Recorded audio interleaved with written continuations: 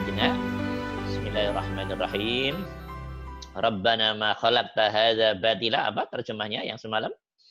Wahai Tuhan kami, yang kemarin malam. Ya, wahai Tuhan kami, gimana? Wahai Tuhan kami, tidaklah apa sesuatu yang Engkau ciptakan menjadi ada yang sia-sia. sia-sia. Jadi alam semesta ini tidak ada satupun yang sia-sia. Semua diciptakan oleh Allah, penuh maksud, penuh rahasia, penuh manfaat, saling melengkapi, menjadi satu kesatuan sistem yang tidak terpisahkan.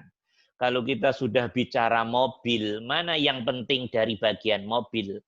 Sudah nggak bisa begitu lagi. Kalau sudah namanya mobil, mau pentil ya penting. Oke, mau ban ya penting.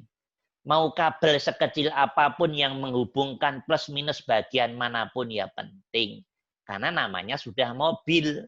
Namanya sudah alam semesta ini.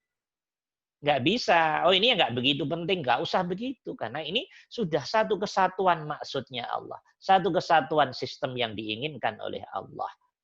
Nah gitu loh. Faham? Bisa dimengerti? Ya, nggak ada. Yang batil tidak ada. Kalau ada dirimu memandang bagian kehidupan ini ada yang kelihatannya sia-sia. Itu tanda dirimu belum kenal Allah.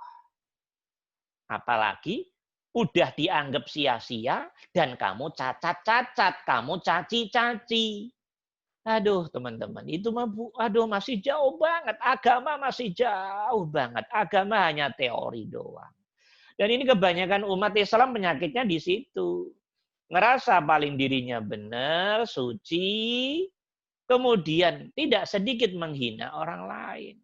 Entah atas nama kekafirannya, atas nama kekomunisannya, atas nama keateisannya, atas nama apa saja. Itu nggak diinginkan oleh Allah. Itu semua yang pengen Allah kok. Dirimu rewel-rewel banget. Apaan?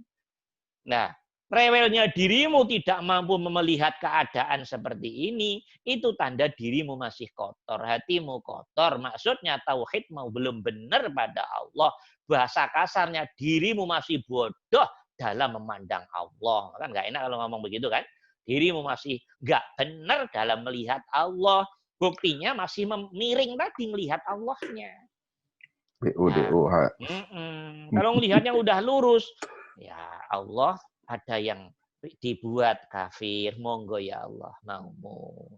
Yang sekarang kafir, toh minggu depan, bulan depan, tahun depan, kalau sebelum mati diberi hidayah, itu urusan Allah. Yang sekarang gayanya Islam, minggu depan, bulan depan, tahun depan, sebelum mati dibikin kafir lagi, juga tidak kurang jalan bagi Allah kok. Jadi sama-sama nggak tahunya sejatinya. Hidup ini hakikatnya hanya menjalankan keinginan dan keputusan Allah. Hidup ini hakikatnya hanya menjalankan qadha dan qadarnya Allah. Hidup ini hakikatnya hanya menjalankan apa sih programnya Allah gitu loh. Cuman diri kita kayak A gitu, kayak E gitu loh. Koyok O gitu loh bahasa Jawanya. Wah, gaya. Itu gaya doang. Ya tapi biasa gaya itu karena kan tauhidnya belum sampai. Hatinya masih kotor. Maka melihat Allah penuh dengan kekotoran juga. Jadi Allah dipaksa bersikap sesuai dengan ego dia. Allah dipaksa bersikap sesuai dengan ukuran keterbatasan logika dia. Loh Allah kok dipaksa-paksa itu ketemu berapa perkara. Boro-boro mensucikan Allah. Nah, gitu lah ya teman-teman. Nah, sekali lagi saya garis bawahi, tidak ada hal sekecil apapun, bentuk apapun, warna apapun dari dunia ini yang batil. Semuanya adalah bermanfaat. Semuanya menunjukkan kesuciannya Allah Subhanahu wa taala atas dasar kemutlakan iradah dan kudrahnya Allah. Maka ayat berikutnya diakhiri subhanaka, kan kemarin sudah kita jelasin tuh, subhanaka faqina adzab benar. Subhanaka maha suci Allah. Semua yang diperbuat oleh Allah adalah benar adanya. Suci. Suci itu artinya benar. Benar itu suci. Yang diperbuat oleh Allah nggak ada yang salah. Salah itu bahasa makhluk menilai Allah aja. Salah itu bahasa syariat ketika syariat dihadapkan melihat menilainya kepada Allah.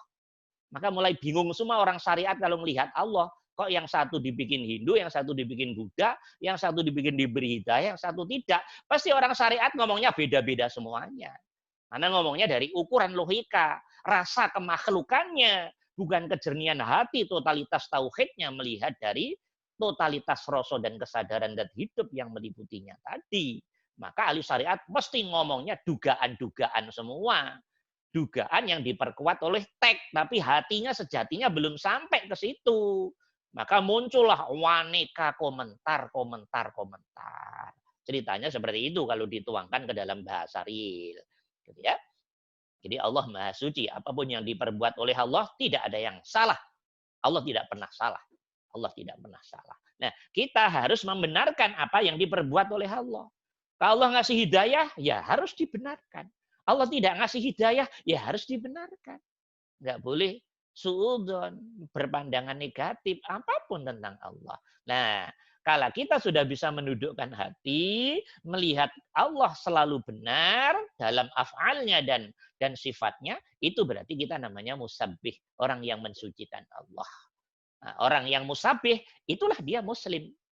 Itulah dia muslim. Nah, fakina adzaban nar. Semalam sudah saya terangin yang kemarin ya. Ya Allah, kemudian jauhkanlah saya dari siksa neraka. Siksa neraka di dunia bentuknya ketika kita menolak, kita tidak setuju, kita tidak menerima, kita mendemo keinginan dan keputusan serta kebijakan Allah pada kehidupan ini. Kok kita tolak, kok kita recokin, kok kita demo. Nah, sudah. Berarti kita sejatinya menentang arus keinginan dan kekuasaan Allah. Dalam konteks seperti itu, pasti hatimu akan abu-abu. Akan ngambang. Akan tidak menentu. Kurang punya pegangan. Tidak punya pegangan. Itu tanda dirimu sejatinya tidak sedang mensucikan kesuciannya Allah. Hatimu sedang tidak menjadi orang muslim sejatinya dalam konteks itu. Maka hati pasti tidak menentu. Tidak menentunya hati, tidak punya pegangannya hati. Itu tanda dirimu sejatinya sedang masuk zona hitam. Azabnya Allah, yaitu azab di dunia. Nah, tidak tenang, tidak damai, tidak tentram, tidak sejahtera batin, tidak bahagia batin. Kelihatannya senang dohirnya, tapi hatinya ngambang, hatinya gerangsang, hatinya nggak jelas, hatinya abu-abu. Itu azab benarnya di dunia. Ada benarnya di akhirat ya. Nanti nunggu mati dulu baru tahu semua. Kalau cerita tek kan beda-beda tuh nanti. Ya, dah. Ini ayat ini. Kemudian ayat berikutnya, yuk kita baca bareng-bareng.